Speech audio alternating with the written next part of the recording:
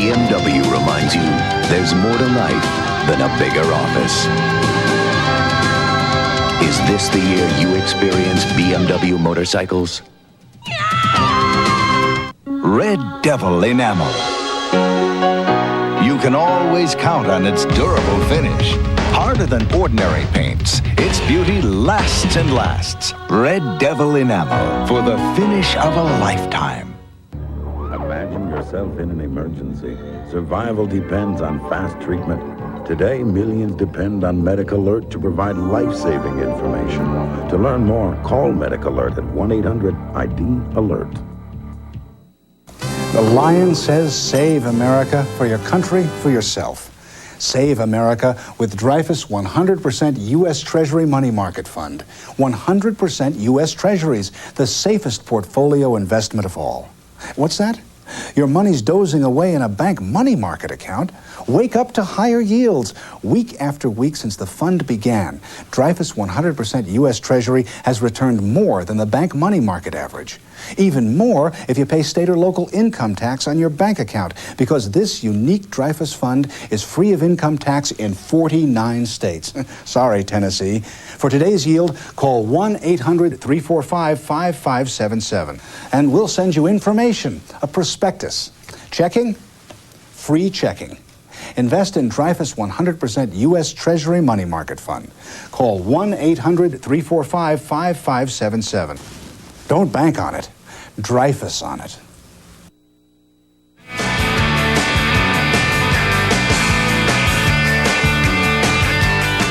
I'm Oliver North, your host on Talk Live.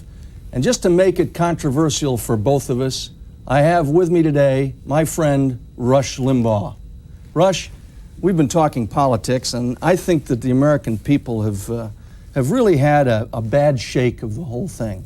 What they've gotten is what I describe as a permanent political aristocracy in Washington. It's designed to support the incumbency, particularly in the Congress. But what I see as I've traveled the length and breadth of this nation the last few months on my book tour, going to over 100 cities and towns, is the same kind of thing in almost every state capital. You see it at the lowest possible level in the county and city councils. And one of the things that has me a little fascinated is why is it that the Republican Party does so little at the grassroots level to build the kind of support that grows good candidates? You know, this is something that troubles me greatly and has during the Bush administration. And I must tell you, I am a Republican and I make no bones about it. And I am, I think like many conservative Republicans, just bamboozled over what we've done with the Reagan legacy. I think there are two things at work here. A, conservatives are like minorities. We have spent most of our time outside the door to power. And we have perfected our message based on objecting to the status quo. We got in the door in 1980, and we were so unused to being there, we didn't know what to do. About all we have as a legacy is the judiciary, but there wasn't much impact on the bureaucracy. You don't find much evidence that conservatism led Washington in the 80s in the bureaucracy itself.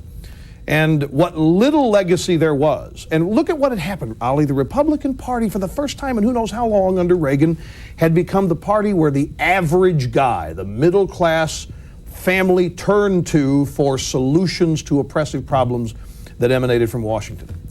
Taxes. Who would have ever thought that the Republican Party would have been able to succeed with tax policy the way they did during those 8 years of Reagan? And the people bought it, and the people believed it, and it was real, and it was not phony prosperity.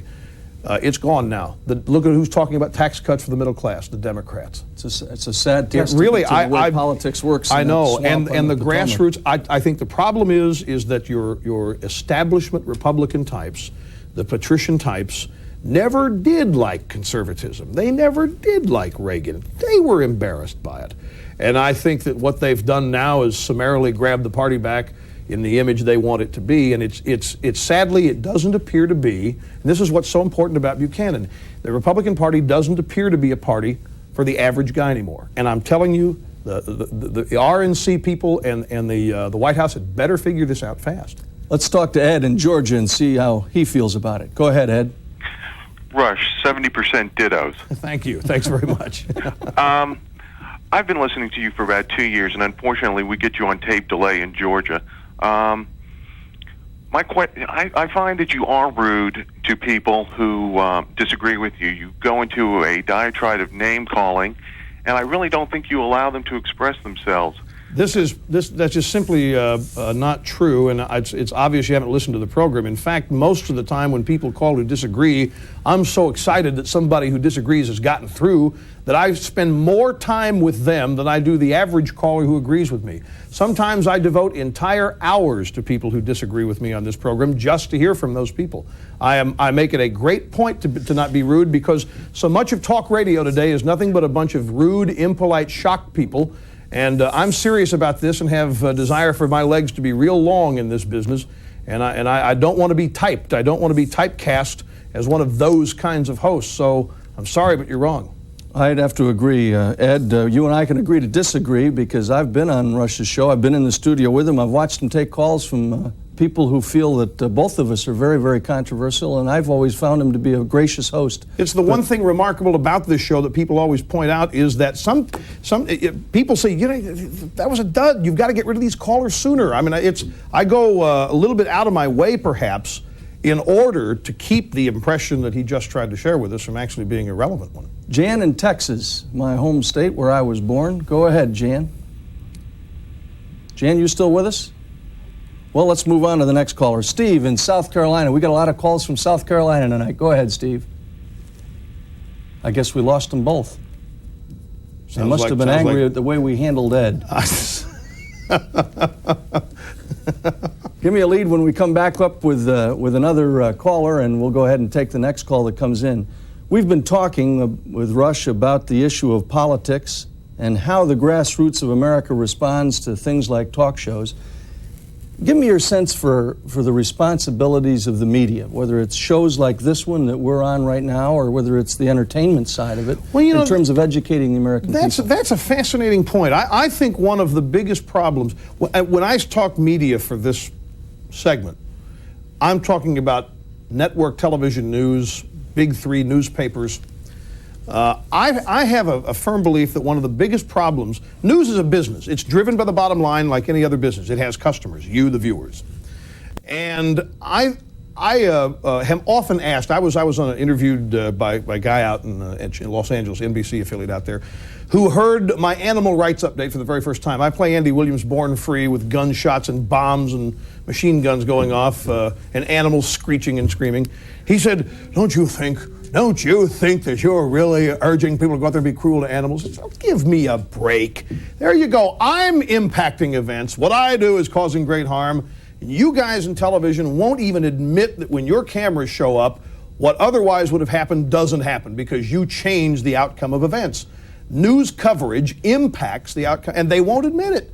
There is no accountability. They will not admit, because of First Amendment constraints, they don't want anybody to think that they have a role in this, that they shape events because they're just supposed to be covering them.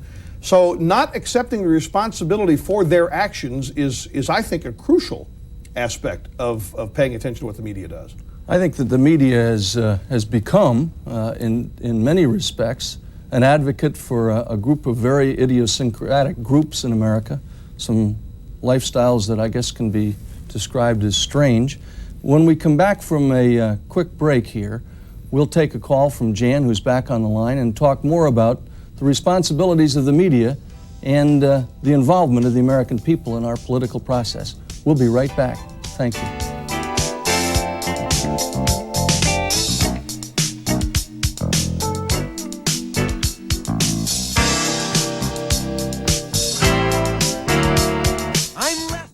What used to be done the hard way, today can be done the easy way. And the tough jobs can be cut down to size. Just as doing this can now be done like this. Roundup kills grasses and weeds in sidewalks, along fences, and in driveways. One squirt kills them, roots and all. With Roundup, grasses and weeds just don't come back. So instead of pulling weeds, you can spend your time doing something you really want to do. Nothing kills weeds better or easier than Roundup. Dear Thompsons, I swear by Thompson's water seal. But recently, when it ran out, my son finished with another brand. Then it rained. What a difference. Thompson's beat it up, the other brand nothing. Thanks for a product you can believe in. Marvin Snoddy, Locust Grove, Virginia. You need to know how memory works. I wonder how often I should save the pages I'm working on. You'd like to know more about color graphics. You need to know how windows work. Are these windows going to change my original document? You'd like to know the difference between personal computers. For everything you need to know and would like to know about computers, there's Understanding Computers from Time Life Books. Call now to examine your first book, Computer Basics, free for 10 days. Keep it and pay just $14.99. Then other books will follow. Cancel anytime. You'll learn the terms they don't explain in computer magazines or manuals to make learning about computers easy, even if you've never used one before. Whatever you need or would like to know, Understanding Computers begins with Time Life Books. Call 1-800-368-8500 to examine Computer Basics. Keep it for $14.99 plus shipping and handling. Use your credit card today and get this calculator watch free. Return the book for a refund if not satisfied. Call 1-800-368-8500. Tuesday. What I want is a view. Come face to face with the man behind the monstrous Hannibal the Cannibal. Once I can get the physical thing inside the head or the face and all that, the body, then I can actually become it. John McLaughlin talks with Academy Award nominee Anthony Hopkins. I'm addicted to accomplishment, I guess, because I'm an excessive, addictive, compulsive, neurotic, crazy man. Don't miss an exclusive interview with one of Hollywood's biggest stars, Anthony Hopkins, on McLaughlin, Tuesday, only on CNBC.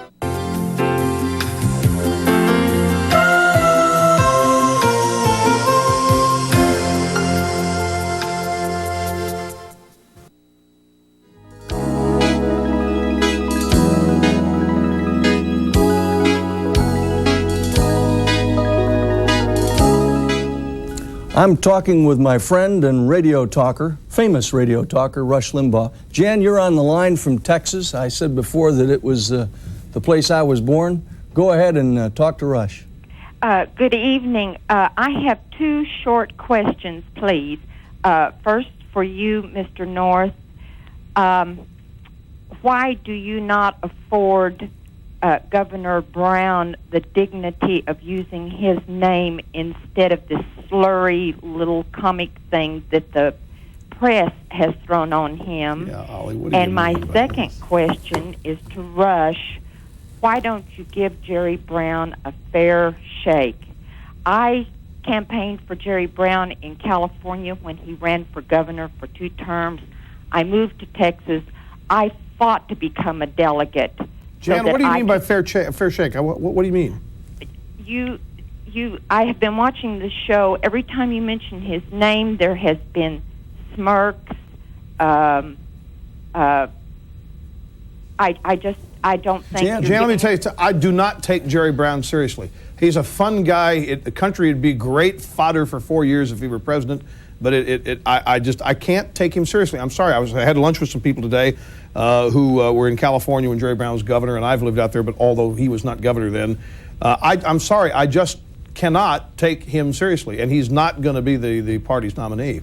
Jan, I apologize certainly if I offended you. I certainly didn't mean to, Jan. Well, no, that's all right. You did not offend me, but there's a bunch of us people out here that do not trust Governor Clinton.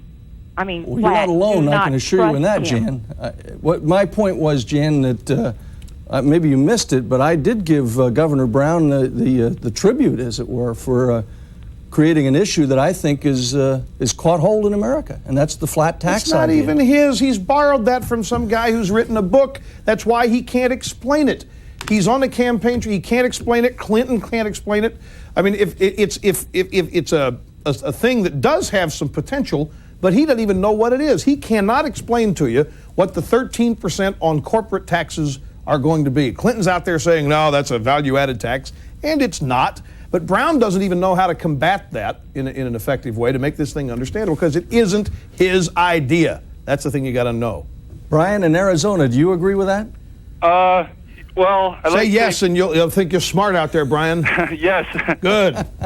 First of all, Rush, I think your show is number one. Thank you.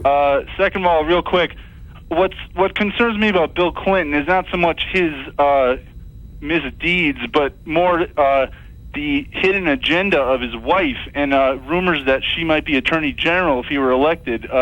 What do you think about that? Well, anything's possible. I mean, if he wanted to make her vice president, he could. I refer to them as the Clintons on my show because I think she has said, you elect him, you get me. And Ollie, I mean, she stands for some things that are just anathema to most people if they find out. She is supporting this children's rights movement, which she believes that the children should be granted competence, legal competence under the law so they can sue their parents beginning like at age 8. If their parents make them do things that they don't want to do. She really, I mean, she is the epitome of where the feminist movement has gone wrong. In my op-ed piece, I do a weekly syndicated column, and this week's column is George Bush's secret weapon. And I attribute that secret weapon to being Barbara Bush. I think if the American voters are actually considering who they want as First Lady, and you look at the two lead candidates and the two people I believe are going to be up in November, George Bush and Bill Clinton, you think of which one of those two women you want as your First Lady. Can I illustrate something again? This goes back to a question you asked earlier on in this show. And Ted Koppel, I must say, I'm going to be a little bit curious here about some of his procedures of late, but he's been very kind to me. He's been very nice to me, supportive, and I would consider him a friend. I can also tell our viewers, I guess, since you and I have both been on his show, that the hair is real. Yeah, it is. There's no question about it's really, that. That's not a red wig. But sorry. The thing is, the last 3 or 4 weeks, whenever Nightline wants to analyze something going on with the Democratic campaign, they're going out there and getting Susan Estrich, who's a fine lady, a very qualified lawyer. She's very liberal, very feminist. She ran a losing campaign, and this is what's amazing to me. You go out there, she was just on the other night to explain the Hillary Clinton phenomenon. What does it mean? What does it mean for the way presidential wives are going to be in the future? And it was so off base, it was irrelevant. It had nothing to do with real people once again. And it amazes me that this woman continues to show up on TV to show what the Democrats should do to win, when she orchestrated a massive landslide loss. Randy in Ohio, do you agree with that? To be honest with you, I wasn't really paying attention to that because I'm so nervous. Let me tell you, I'm a virgin caller. As a veteran host, let me tell you what these people do. Randy, hang on just a minute. I'm going to bail you out of this one. They're sitting on hold. I don't want to forget my question. I don't want to forget my question. I don't want to forget my question. And they're not even listening. They don't want to forget their question, right? Fire your question. Go ahead, Randy. You're up. Yes, sir. Please be gentle, Mr. Limbaugh, because I'm a virgin caller. But I just wanted to say dittos from a conservative Limbaughstic Republican from Ohio. Thank you. And other than Jesus, I can't think of anybody else I'd rather talk to you. Thank you very much. I'd just like to address the gentleman who called a few seconds ago who said that you were rude. I think he must have been a liberal because I think they have a difficult time understanding your satire and your tongue-in-cheekism. And my question to you is, what, without giving any away of your brilliant secrets, what does the Democratic Party have to do to appeal to mainstream America? I mean, what do they have to do? Simple. The liberal wing of the Democratic Party has to be defeated by a more moderate, even conservative wing of the party, and that'd be the first step they should take. They've got to get rid of the liberal domination. Our guest is Rush Limbaugh, friend, talk show host, and mountain of a man. We'll be right back.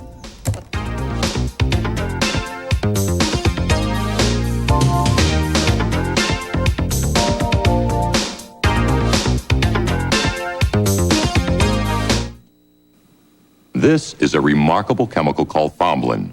How remarkable? Formalin's protection is critical to the space shuttle during the rigors of launch and re-entry. It's a substance so incredible it won't boil at 600 degrees or freeze at 100 below. And formalin is so effective it protects the Taj Mahal from damaging airborne pollutants. And now that same extraordinary protection is available for your car's finish. Introducing Autofoam with formalin from Blue Coral.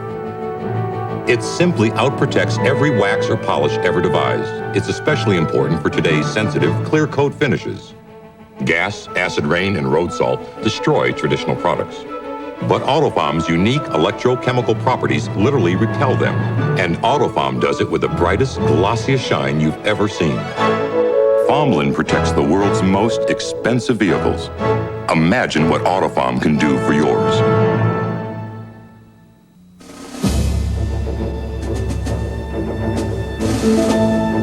It happens every morning in London, Paris, and Madrid, just as the city starts to stir. In Munich, Manchester, Zurich, and Brussels, just as the business day begins. In Glasgow, Stockholm, Frankfurt, and Milan, as the new day arrives, so do we. American Airlines, with more non-stops from across the U.S. to Europe than any other airline. And beginning June 8th, we'll also arrive in Berlin. So fly the one airline with more non-stops to more of Europe than anyone. American Airlines. Something special to Europe. The aerodynamic shape seats 4 comfortably.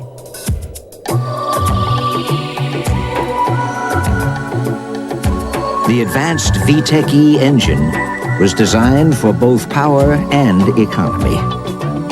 The new energy-efficient Civic VX from Honda. If everybody drove one, think of what we could save. Welcome to the 90s. For homeowners, buyers, and sellers, there couldn't be more opportunity or more confusion. Lower rates, higher taxes. If you own, should you sell? If you rent, should you buy? And what top 10 cities offer the best deal on the best home for you? We'll tell you about the trends, make some sense out of these times, and give you what you need to know about real estate today, because tomorrow's right around the corner. Watch U.S. News & World Report's Home Guide on CNBC, Sunday, 7 p.m. Eastern.